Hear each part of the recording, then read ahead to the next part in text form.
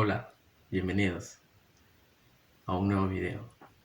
Mi nombre es Octavio Sexto y hoy vamos a hablar de Polvo en el Viento de Hugo Coya.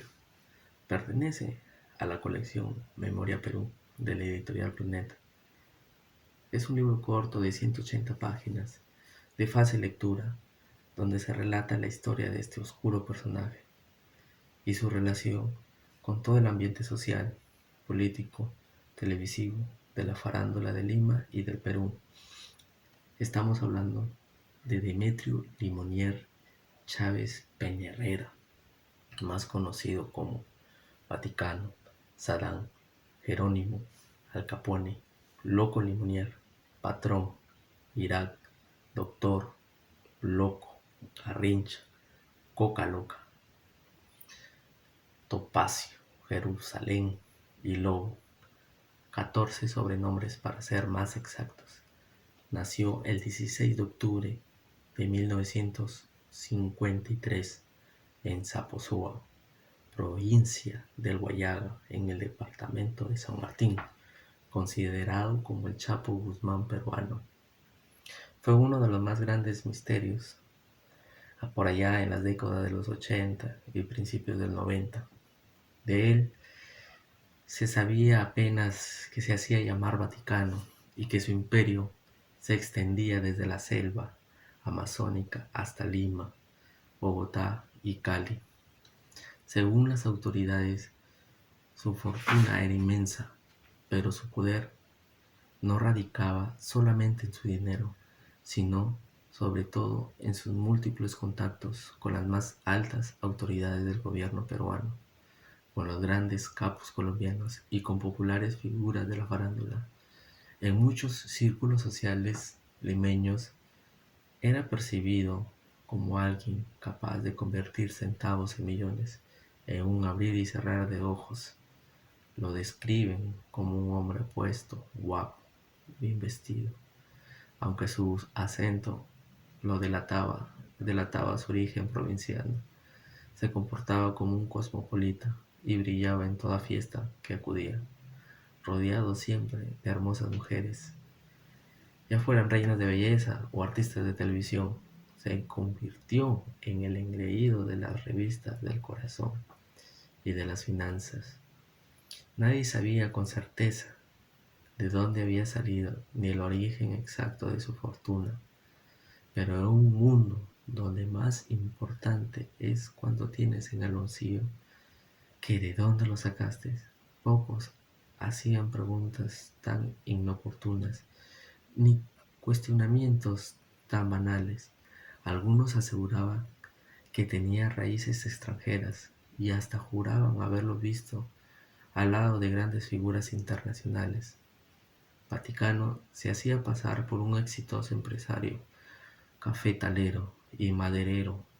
Se codeaba con la alta sociedad limeña, concurría a exclusivas discotecas y a refinados restaurantes y se paseaba del brazo de reinas de belleza. El descubrimiento de su secreto no solo sacudió a las altas esferas sociales del país, sino que también puso en jaque al régimen político del momento. Fue capturado en Cali a los inicios del 94, luego de huir repentinamente del Valle del Guayaga. Fue sentenciado a 25 años de cárcel por tráfico de la caspa del Inca, daños contra la fe pública y falsificación de documentos de agravio del Estado. Además, resultó extrañamente condenado por traición a la patria, una pena reservada para el delito de terrorismo, sentenciado por 30 años, pero fue descartado.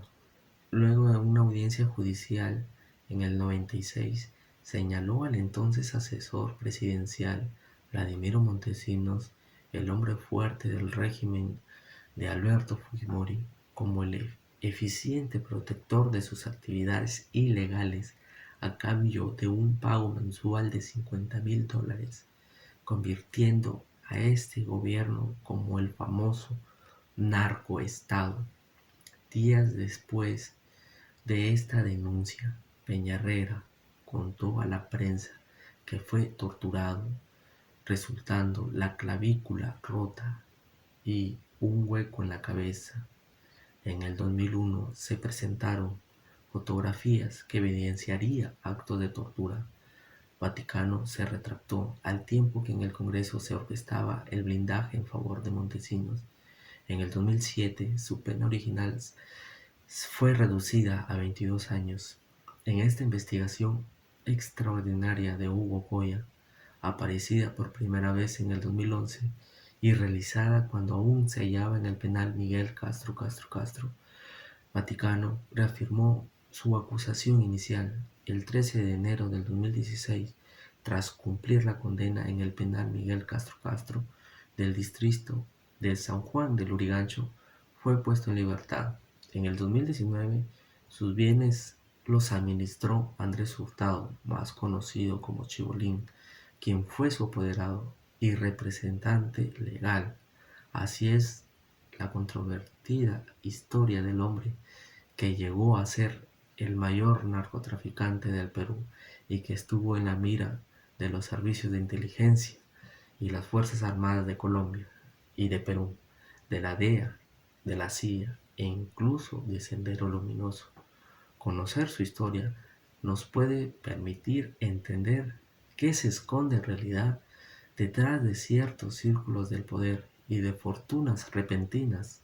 Esta historia es una especie de crónica periodística y es el resultado de numerosos viajes a a los lugares donde se desarrollaron las acciones que relata y de 78 entrevistas de personas, muchas de las cuales hablaron por primera vez sin reservas sobre sus vínculos con el narcotráfico.